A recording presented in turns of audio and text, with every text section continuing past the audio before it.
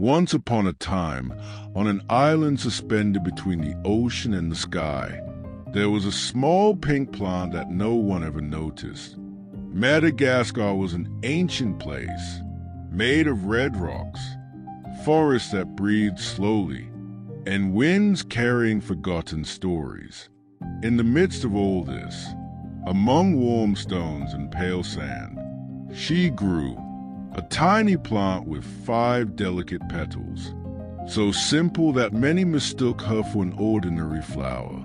But she was not an ordinary flower. The elders of the island called her the keeper of good blood. They said she was born from the light step of a healing spirit, an ancient being who had crossed the island in a time when humans still spoke with plants. Where its foot had touched the earth, a small pink flower had blossomed, fragile and bright as a sunrise. The plant grew slowly. She was never in a hurry. She opened her petals only when the sun was warm enough, and closed them again when the wind grew too strong. She was a creature who knew the value of time, and for this she never let herself be pushed, nor pulled, nor disturbed. Every morning, when the sun rose behind the great baobabs, her petals opened like tiny stars, and those who stopped to listen swore they could hear a faint heartbeat, as if the plant were breathing together with the earth.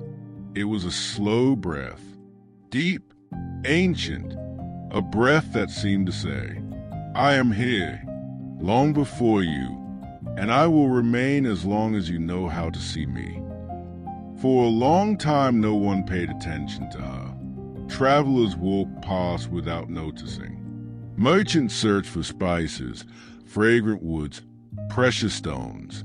The little pink plant stayed there, silent, invisible, faithful to her rhythm, until one day, men arrived on the island from far away. They were not looking for gold, nor treasures, nor riches to sell in the markets of the world. They were searching for something different.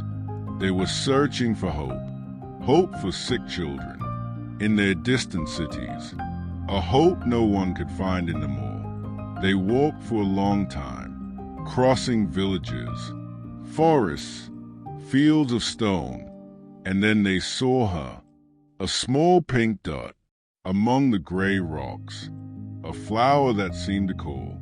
Without a voice, they gathered her gently, as one gathers something not yet understood.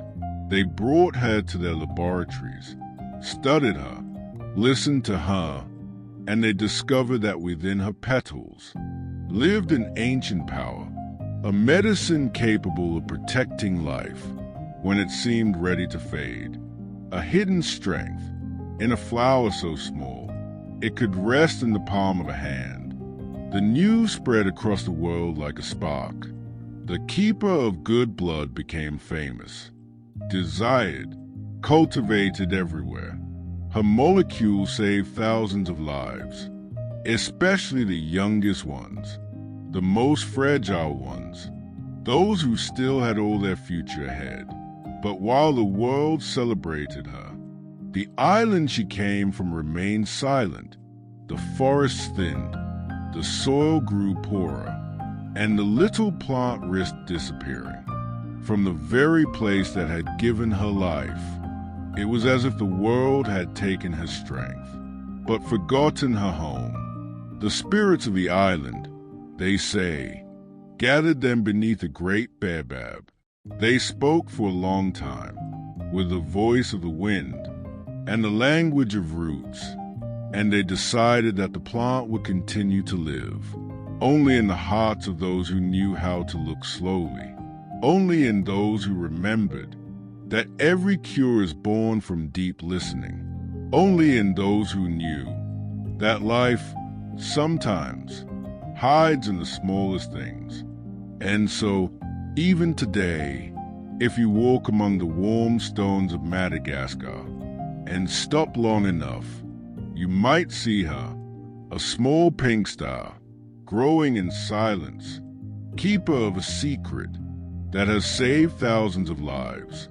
And she, the plant no one noticed, will remind you of something simple, that every creature, even the humblest, carries within it an entire world, and that the time of plants is not our time, but it is a time worth learning.